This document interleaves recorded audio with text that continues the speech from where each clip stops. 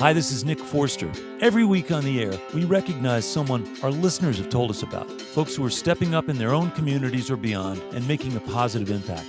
We do this not only to share these inspiring stories with listeners like you, but to remind us that so often, even in the face of big problems, little steps can lead to great results.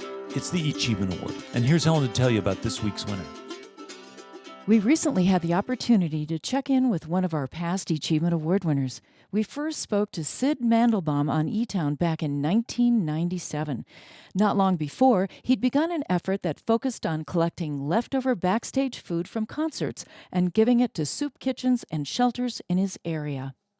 We were blessed to have the support of Ron Delsner, who was a rock promoter in New York, and he had managed Harry Chapin in the 70s. I was on a soup kitchen's board of directors. We asked Ron for money, and he said, "Syd, I have food left over every night at Jones Beach Theater. Would you like to feed the hungry with it?" Yeah, that's pretty amazing. This perfectly edible food would have otherwise been thrown away, and Syd was determined to see it not go to waste. He called his new organization Rock and Wrap It Up. Word quickly spread throughout the music industry, and with support from big-name bands like Aerosmith and the Rolling Stones, they soon were collecting food around the country.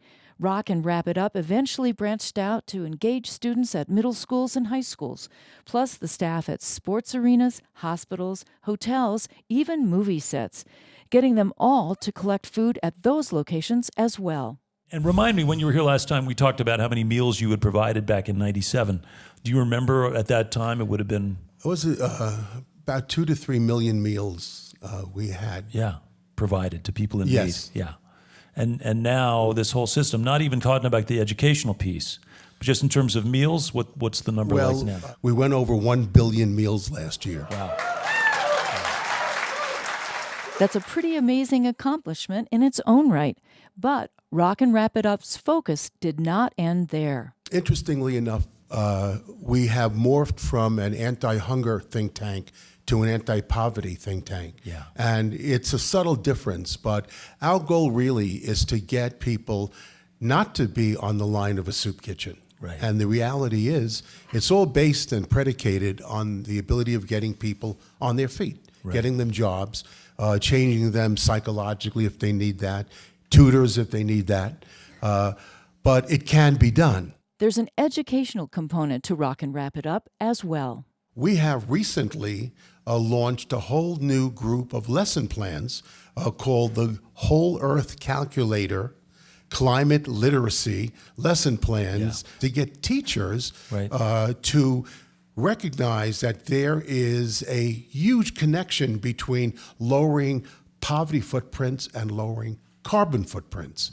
And the literacy part of this lesson plan focuses on the same thing, but the ultimate goal hasn't changed. I want food from schools, Right. not to go into landfill, Yeah. but to feed those that hunger in this country. Yeah. Syd's organization also handles other pressing needs for the poor, while teaching youth the importance of lending a helping hand to those less fortunate. One of the largest complaints that we get, other than food, we do not have enough feminine hygiene products in soup kitchen shelters and pantries. Rock and Wrap It Up has piloted and launched Mardi Bra to collect feminine hygiene products and give them to at-risk teens and women. We have a project on the middle high school level that we have named Hannah's Project. Hannah was a biblical figure who sought dignity, and we have middle and high school girls doing the same collections in their communities. We have a project for young men called Samson's Project, where we need clean underwear, clean socks, new, for at-risk men and boys populations. That's Rock and Wrap It Up, the brainchild of Syd Mandelbaum, our eAchievement Award winner from back in 1997, still doing great work to help others. Congratulations, Syd. It's been great catching up with you. If you'd like to know more about Syd's work or his contact information, visit our website, eTown.org, where you can also learn about some of our other more recent winners.